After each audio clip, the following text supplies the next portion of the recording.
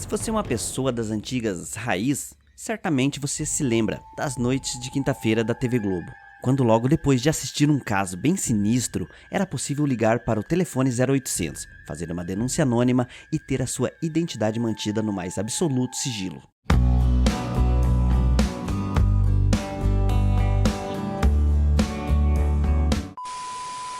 O programa Linha Direta estreou em 1999 e ficou no ar até 2007, e teve apresentadores como Marcelo Rezende e Domingos Meirelles. O programa fez um baita sucesso ao apresentar para o público casos de crimes famosos e anônimos, muitas vezes sem solução. Durante sua exibição eram apresentadas reconstituições perfeitas de crimes reais, com imagens e retratos falados dos criminosos.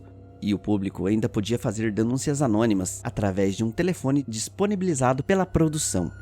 Dessa forma, o programa virou o verdadeiro terror dos criminosos, e muitos até se entregavam antes mesmo que o programa envolvendo seu nome fosse ao ar. Hoje nós vamos contar 3 casos que foram ao ar em edições especiais do programa. E aí você já aproveita para comentar aqui embaixo qual o caso do Linha Direta que você se lembra e que chamou mais a sua atenção.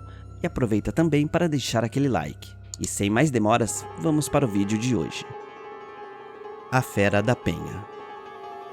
O caso da Fera da Penha teve uma grande repercussão nos anos 60 e foi exibido pelo Linha Direta em outubro de 2003. A repercussão no Rio de Janeiro, que era a capital da República, e no Brasil, portanto, corresponde a que recentemente nós tivemos no caso do maníaco do parque. O caso contava a triste história da menina Tânia.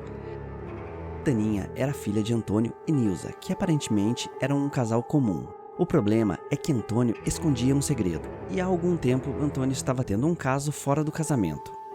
Enquanto ia para o trabalho todos os dias, Antônio conheceu Neide na estação de trem. Neide Maria Maia Lopes tinha 22 anos e era comerciária. Ela não sabia que Antônio era casado. Um dia, Neide descobriu a verdade e exigiu que Antônio terminasse o casamento com Nilza. No programa de hoje você vai ver a história de uma mulher que se tornou amante de um homem casado e que nunca se conformou em ser apenas a outra na vida dele. Com o tempo, o amor se transformou em ódio e o desejo em vingança. Antônio, porém, continuou mantendo relações com as duas. Neide então passou a tramar um plano. Ela se aproximou da mulher e das filhas de Antônio e assim descobriu que ele tinha uma certa predileção pela filha Taninha. No dia 30 de junho de 1960, ela foi até a escola de Tânia e, depois de enganar os funcionários, conseguiu tirar a menina de lá. Neide passou a tarde com a menina na casa de uma amiga, que ficava próximo ao matadouro da Penha. Um ato de vingança contra, obviamente, o homem que, segundo ela, o havia rejeitado. E, como eu disse ao Júlio, ela quis matá-lo em vida.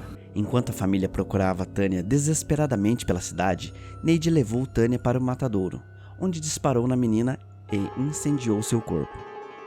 Funcionários do local reconheceram Neide, que foi presa pouco tempo depois. Ela confessou o crime para o jornalista Saulo Gomes e 4 anos depois foi condenada a 33 anos de prisão.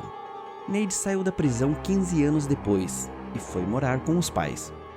Ela viveu todo o tempo reclusa. Seu apartamento sempre estava com as janelas fechadas e ela nunca aparecia na companhia de alguém. Aparentemente, Neide ainda está viva. No lugar do matadouro foi construído um parque em homenagem a Taninha. Sua sepultura se tornou lugar de peregrinação e ela é considerada uma espécie de santa e é visitada por pessoas de todas as religiões. Caso Grand Circus norte-americano. O caso do Grand Circus foi exibido em junho de 2006 e é considerado uma das maiores catástrofes em ambientes fechados da história. Quando o Grand Circus chegou em Niterói, no Rio de Janeiro, ele era considerado um dos maiores circos da América Latina. Com muitas atrações, muitas pessoas foram atraídas para o espetáculo, do dia 17 de dezembro de 1961. No entanto, que uma verdadeira multidão lotou a matinê do circo. Especula-se que algo em torno de 3.000 pessoas estavam no lugar. O que era para ser uma tarde de diversão e alegria, em poucos minutos, se transformou no inferno. Mesmo depois de 45 anos, as testemunhas não conseguem esquecer a tragédia. Enquanto isso, segundo relatos da época, um rapaz chamado Dequinha planejava sua vingança por ter sido expulso do lugar depois de ter executado um trabalho mal feito. Junto com comparsas, Dequinha compra um galão de gasolina e durante a última apresentação da tarde, colocou fogo na lona. O fogo consome o circo em 5 minutos e a lona caiu como uma rede sobre as pessoas. 372 pessoas morreram na hora, mas o número de vítimas fatais chegou a 500. 70% delas eram crianças. Chegaram doações de toda a parte do mundo, e até do Papa João XXIII.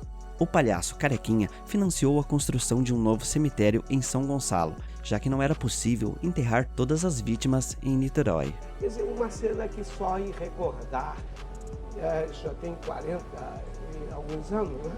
Pessoas amigas. Dequinha e seus comparsas foram presos 5 dias depois da tragédia. Dequinha confessou o crime e foi condenado a 16 anos de prisão e mais 6 anos em um manicômio judiciário.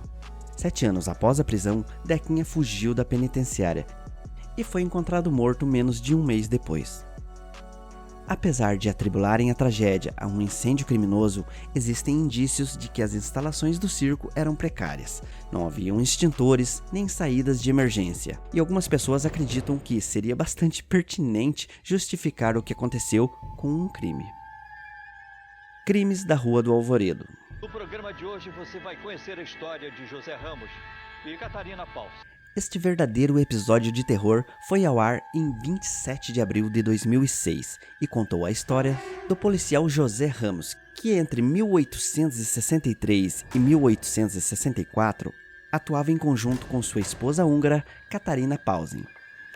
Depois de eliminar suas vítimas, a dupla vendia seus restos mortais para o açougue de um comparsa alemão chamado Klausner, que vendia a carne para seus fregueses sem eles saberem do que se tratava. Geralmente as vítimas eram homens ricos e estrangeiros.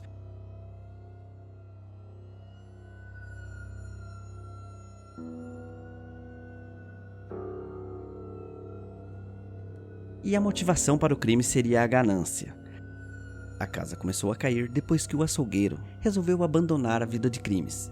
José Ramos, temendo que ele contasse tudo à polícia, acabou eliminando o parceiro e se apossou de seus bens.